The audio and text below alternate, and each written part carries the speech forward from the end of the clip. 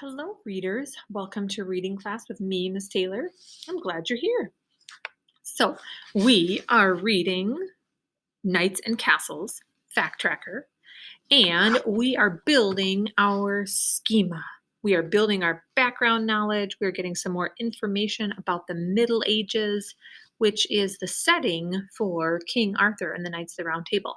And by learning a little bit more about what was happening with knights and castles and what the Middle Ages was like, it's going to help us to make sense of the stories of King Arthur and kind of help us to make some connections to what happened in real life with what happened in the fictional story of the Knights of the Round Table. All right, so let's see. Yesterday we read chapters 1. We read chapter 1 together, and then you read chapter 2 on your own.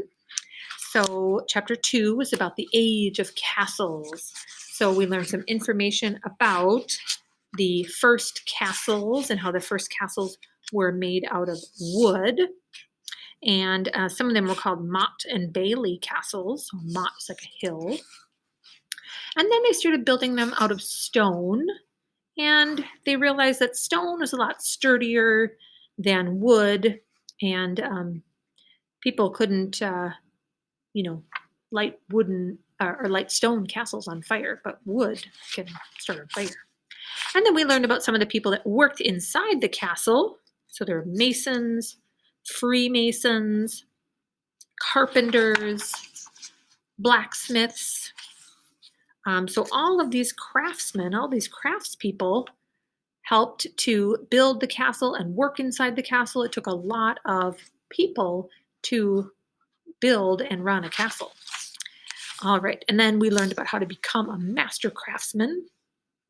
So lots of stages involved in becoming a master craftsman. And now we're going to look at chapter 3, protecting the castle. So we're going to look at chapter 3 together, and then you're going to read chapter 4 on your own.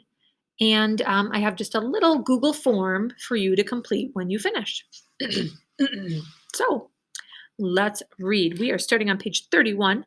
Please follow along with me in your book. Protecting the castle. It took a lot longer to build a stone castle than a wooden one. It also cost much more. Most lords thought stone castles were worth the extra time and money. When a stone castle was complete, it was very hard for an enemy to get inside. Stone castles often had towers that reached high above the walls. There were watchmen in the towers. When the watchmen saw an enemy coming, they blew horns to sound an alarm.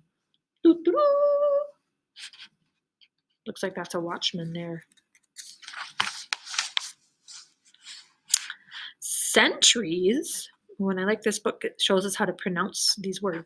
Sentries with bows and arrows stood guard along the tops of all the castle walls. The sentries were protected by stone battlements.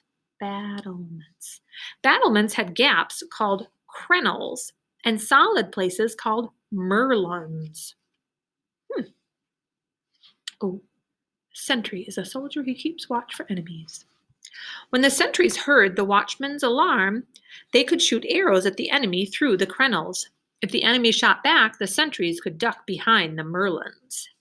Oh, and here is a picture of the crenels, and then the merlons. There's the sentry, the guard, and this is the battlements. If the enemy got past the tower watchmen, they still had a long way to go to get inside the castle. First, they had to go through the barbican. The barbican was a walled passage that led to the castle gate. There were big doors on each end. If the enemy tried to sneak into the castle, guards could close the doors. The enemy would be trapped. If the enemy got through the barbican, they had to cross the moat. The moat was a deep, wide ditch that ran all the way around the outside of the castle walls. The moat was usually filled with water. Yikes! Some moats may even have had crocodiles. And there's the moat. Ooh. The only way to cross the moat was to go over the drawbridge. The drawbridge worked sort of like a seesaw.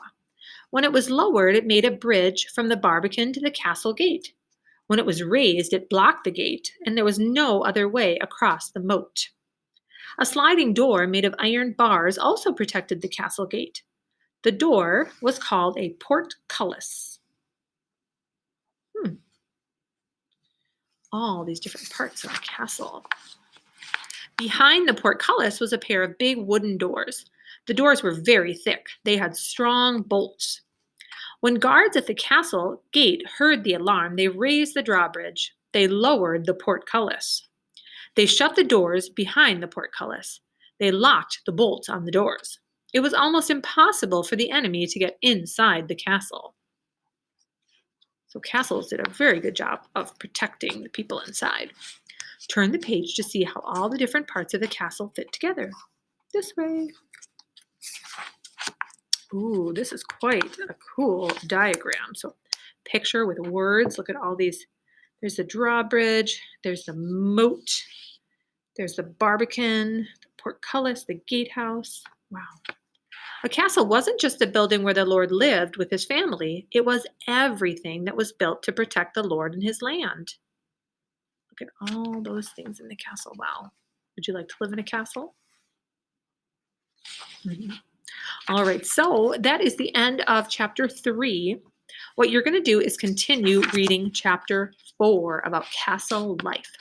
So you're going to read chapter 4, castle life, and then you're going to complete the online assignment. It's just a little Google form with 5 questions, and the questions are about castles and castle life.